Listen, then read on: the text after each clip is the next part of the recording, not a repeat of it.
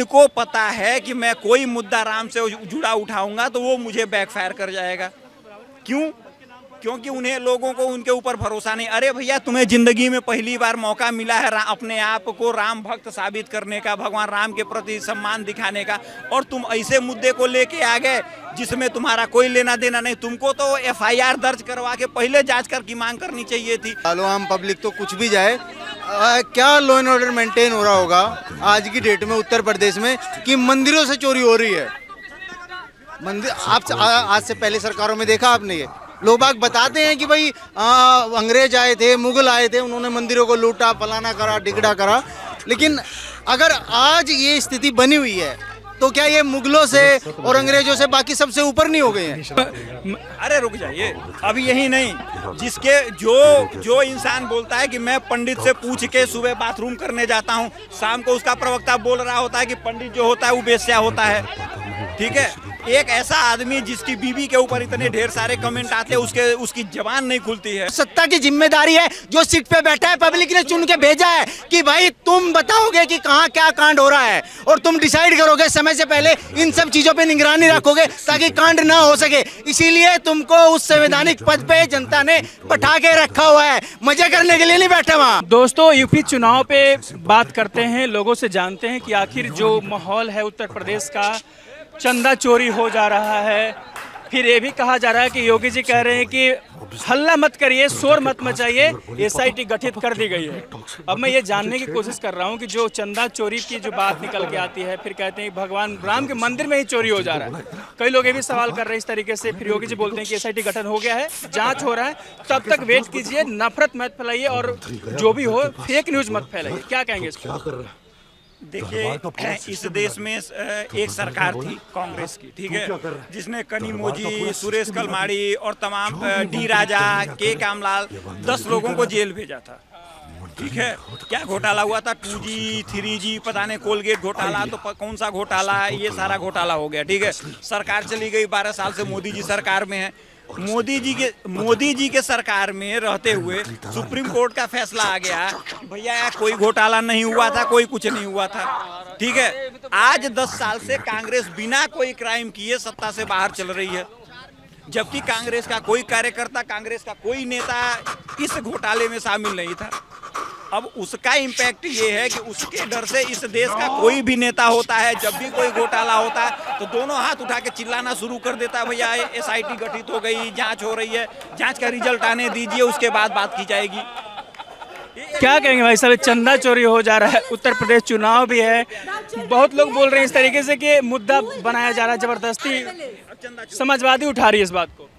भैया प्रॉब्लम ये है ना कि एक आदमी कंप्यूटर बांटता था, ठीक है, इंटेलिजेंट अखिलेश से अकललेस बनने की प्रक्रिया अगर किसी इंसान के साथ हुई है तो वो यूपी के पूर्व मुख्यमंत्री अखिलेश यादव हैं। ठीक है, इनको पता है कि मैं कोई मुद्दा राम से जुड़ा उठाऊंगा तो वो मुझे बैकफायर कर जाएगा।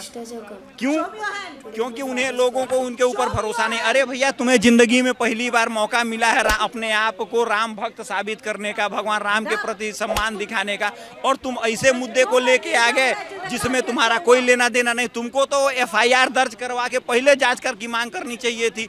अब जो तुमने मुद्दा उठाया, उस मुद्दे का फायदा बीजेपी वाले उठा के SIT गठित करके ये भी क्लेम लेके जाएंगे। चंदा चोरी पर क्या कहेंगे भाई साहब?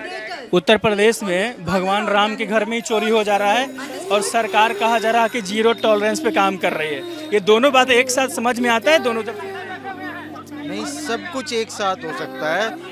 बस वे जो मेन स्ट्रीम मीडिया के मालिक है ना, उनका पब्लिक को पता लग जाए कि वो मालिक है और वही बीजेपी का राज्यसभा मेंबर है। ये एकदम पब्लिक में क्लियर जाना चाहिए मैसेज कि वही इधर भी वही है और इधर भी वही है। बस बीच का जो माध्यम है ना, पब्लिक से जो कनेक्ट करने का आगा, उसको अलग कर रखा है।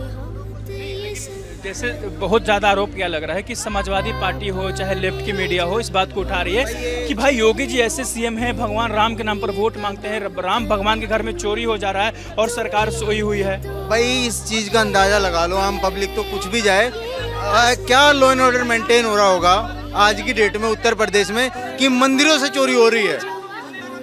मंदिर आप आज से पहले सरकारों में देखा आपने? ये लोग बाग बताते हैं कि भाई अंग्रेज आए थे, मुगल आए थे, उन्होंने मंदिरों को लूटा, फलाना करा, ढिगड़ा करा।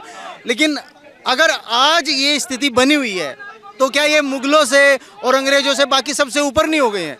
एक लोकतांत्रिक व्यवस्था में मंदिर लूट जा रहा है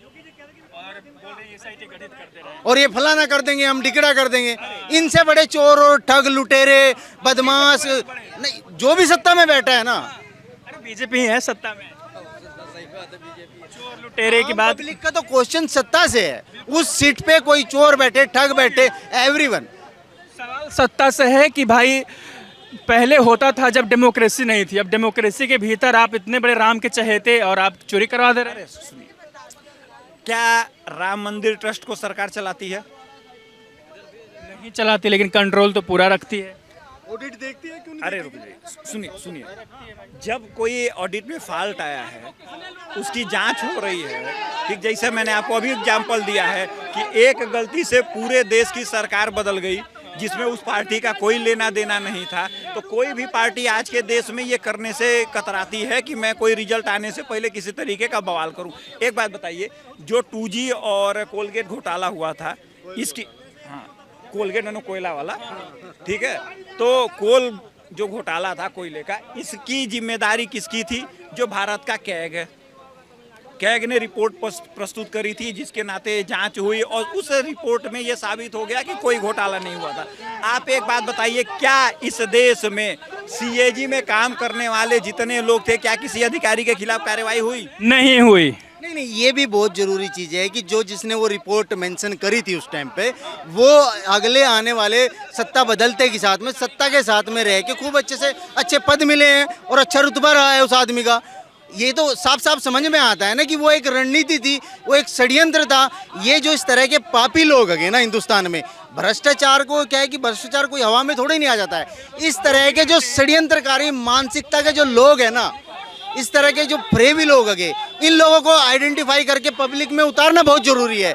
ये किस जगह से, किस समाज से, कहाँ से निकल के और कैसी विचारधारा है इनकी, जो ये इस तरह के कांड करके और सबको, पूरे देश को बर्बाद करने पे उतर जाए। चंदा चोरी पर क्या कहेंगे सर? अरे आप भी जानते हैं? जानते ही नहीं लोग। अरे भैया, ये चंदा चोरी का आरोप वो इंसान लगा रहा है जिसके ऊपर ये आरोप है कि उसने राम भक्तों पे गोली चलवाई।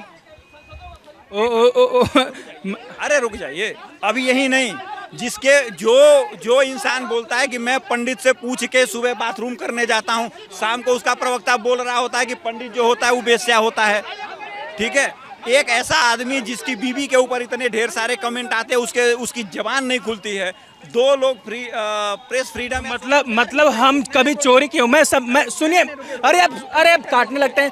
मतलब हम कभी चोरी किए हो, हम सजा भोग लिए हो, तो हम चोरी पर आवाज नहीं उठा सकते? बिल्कुल भी नहीं। ये देखो क्या है, मतलब ये कह रहे हैं कि समाजवादी पार्टी गोली चलवाई तो नहीं, हम सवाल नहीं कर सकते है कि आज की डेट में IT सेल पार्टियों के वो एक पूरा तंत्र बना लिया उन्होंने, और एक बड़ी भीड़ उस IT सेल से जुड़ी हुई है।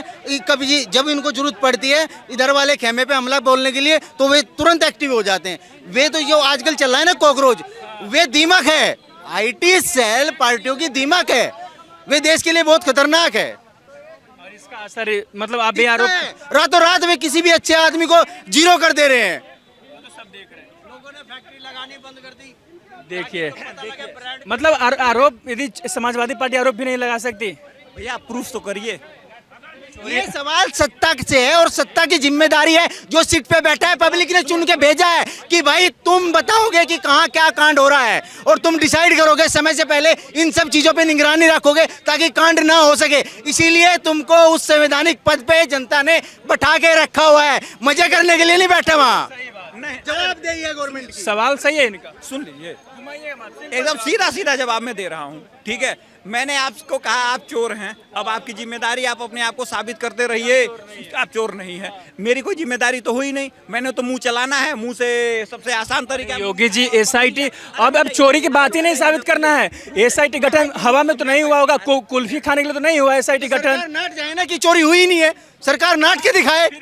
वे 62 करोड़ से 2000 करोड़ तक की खबर अखबार में छप जा रही है। वे कई सौ मूर्तियां जो अब ये सब अफवाह है। मतलब भारत का मीडिया या वो पूरा सोशल मीडिया अफवाह फैलाने में है। फिर कर क्या रही है सरकार? प्रेस पूरा जो प्रसारण मंत्री है वो कर क्या रहा है बैठ के?